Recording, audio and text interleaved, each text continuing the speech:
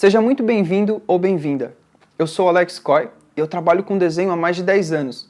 Eu sou professor de ilustração, desenho e pintura digital. E essa é a primeira aula do segundo módulo do meu treinamento online Aprenda a Desenhar.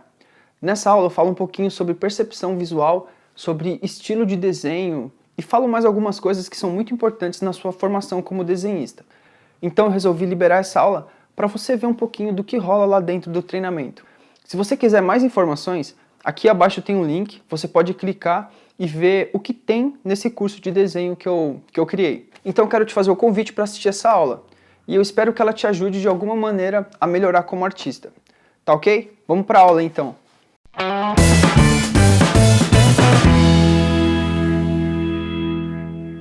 O que é um bom desenho? E o que é um mau desenho? Eu não sei o que você aprecia como um bom desenho. Por isso, nesse curso, nós vamos trabalhar alguns conceitos que podem ser aplicados a diversos estilos. Ou seja, o que você vai aprender aqui pode ser utilizado tanto em desenhos super estilizados, como em desenhos muito realistas. São conceitos universais do desenho. Cada pessoa tem uma percepção visual diferente. Diferente também o conceito do que é bom e do que é mal. O mal, o ruim, né? Tem gente que gosta de quadrinhos, de desenho acadêmico, de cartoon, de mangá, e por aí vai, cada um tem um gosto. E é normal que isso aconteça, né? Todos nós temos um repertório visual, um conjunto de escolhas e gostos que despertam nossas emoções e nos dizem algo.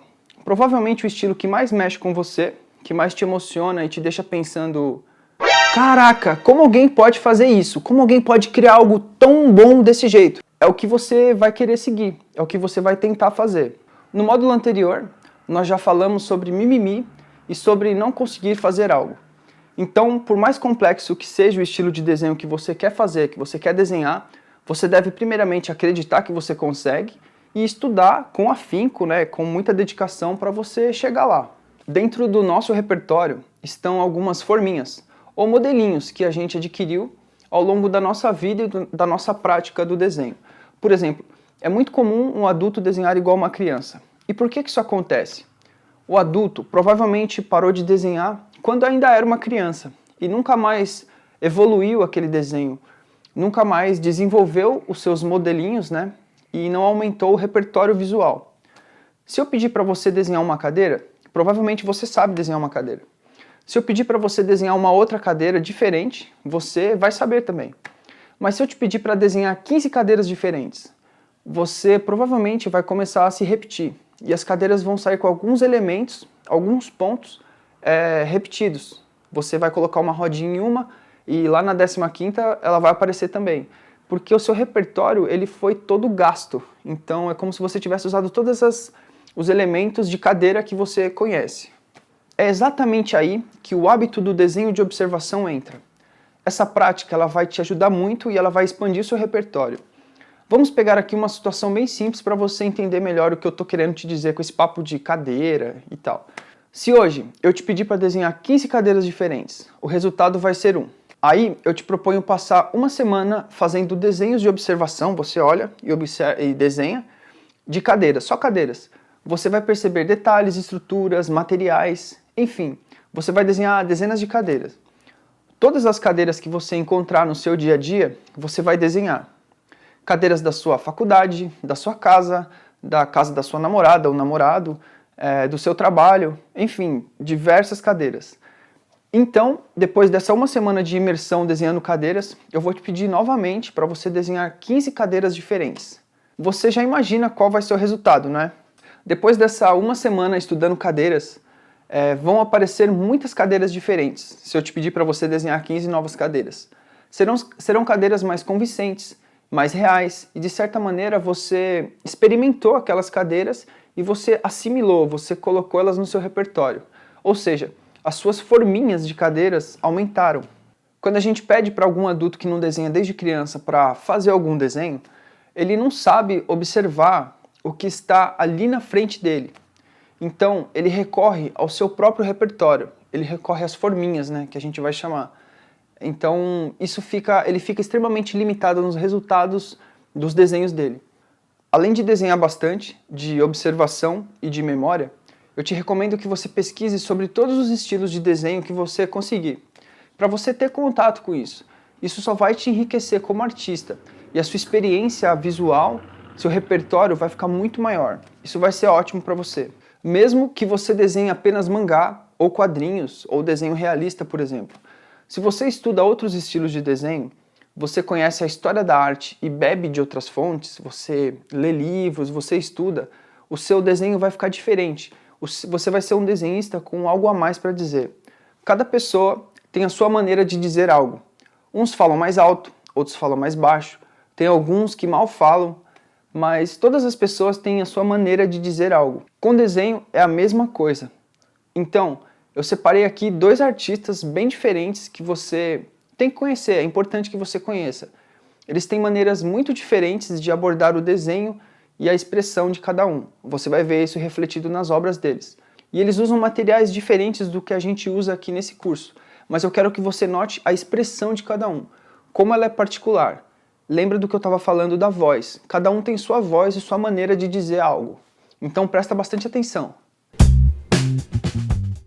Agora eu quero apresentar para você um grande artista. O nome dele é Maurits Cornelis Escher.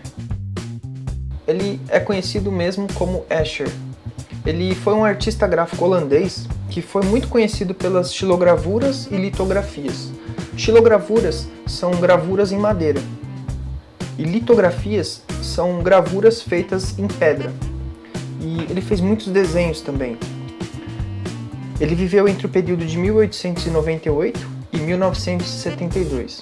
Ele era um cara meio doidão, assim. Durante a infância dele, ele fez carpintaria e fez aulas de piano. Eu acredito que estudar carpintaria e piano provavelmente tenha refletido muito no trabalho dele, que era um trabalho muito meticuloso, um trabalho com muitos detalhes, um trabalho que exigia muita paciência. E carpintaria e piano exigem isso. Aqui a gente pode ver um trabalho feito por ele. Dá uma olhada em como ele pesquisava a questão da luz, do reflexo, como ele era um cara que se atentava aos detalhes, cada brilhinho, cada manchinha era importante para ele. Aqui tem outro trabalho dele. Dá uma olhada que ele faz fio por fio dos cílios. Por um curto período, ele estudou arquitetura também.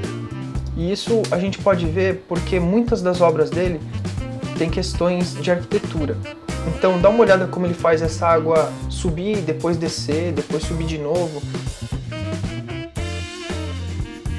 É uma sensação estranha, uma sensação esquisita, porque ele trabalhava bem com essa questão da perspectiva, o que está na frente, o que está atrás.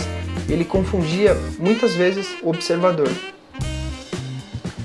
Esse pode ser considerado um autorretrato dele. Dá uma olhada no nível de detalhes que ele usa. E ele não utilizava contorno. Essa é uma questão que a gente vai discutir mais pra frente. Então, isso se aproxima do estilo realista. É um estilo parecido com o que a gente vê mesmo. Na vida real a gente não tem contorno, como nos quadrinhos, por exemplo. Ele adorava fazer esses efeitos de ilusões de ótica, que geravam esse estranhamento, então ele brincava com as formas, ele desconstruía as formas. E ele gostava muito de padrões geométricos também. Acho que por essa minúcia de trabalhar com marcenaria e piano, ele tinha essa paciência toda para construir esses trabalhos. Dá uma olhada que bonito. Ele sofreu muito com as guerras mundiais, então ele teve que mudar várias vezes e passou por vários países da Europa. Isso o ajudou a criar repertório. Ele morou muito tempo na Itália e isso o ajudou a desenvolver esse padrão, esse senso estético e pesquisar esses padrões geométricos que ele tanto gostava. Esse é o Egon Schiele. É um cara meio esquisitão, um cara meio doido. Ele nasceu em Viena, na Áustria, e viveu entre o período de 1890 e 1918. Ele pegou o comecinho do século XX. Ele era um artista ligado ao movimento expressionista, ou seja, a expressão estava à frente da realidade. Ele não se importava em desenhar realisticamente todos os detalhes da pessoa, mas as emoções e os sentimentos eram mais importantes do que a fidelidade ao realismo. Dá uma olhada nos trabalhos dele. Percebe como são fortes essas tintas? Elas não são colocadas milimetricamente como no trabalho do Escher, por exemplo. Elas são mais expressivas, parece que foram colocadas com pressa. Dá uma olhada nesse autorretrato dele. É um pouco perturbado, é um pouco cru, né? Ele não se importa, ele coloca azul na pele, ele coloca azul no cabelo. Ele mistura tinta de acordo com o interesse dele. Então ele não tinha muito essa coisa de realismo, de deixar parecido com a realidade. Ele captava a essência expressiva do que ele estava produzindo. Aqui algumas pinturas de residências. Todas com essa mão rápida, todas com essa pincelada meio caótica, essas cores tristes, essas cores apagadas. Dá uma olhada que força que tem esse trabalho. Aqui mais um autorretrato dele.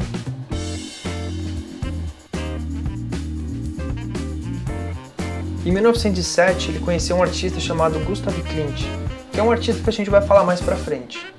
Gustav Klimt era um grande pintor e ele apadrinhou o Egon Schiele. O Egon virou meio que o protegido do Gustav, que apresentou uma galera para ele, um pessoal influente, e comprou alguns trabalhos dele para dar uma incentivada. O Egon foi preso porque ele gostava de pintar modelos nuas e ele foi acusado de deixar esses trabalhos expostos onde crianças podiam ver. Então ele ficou 21 dias preso por essa questão. Abaixo desse vídeo tem um link para o site oficial do Escher.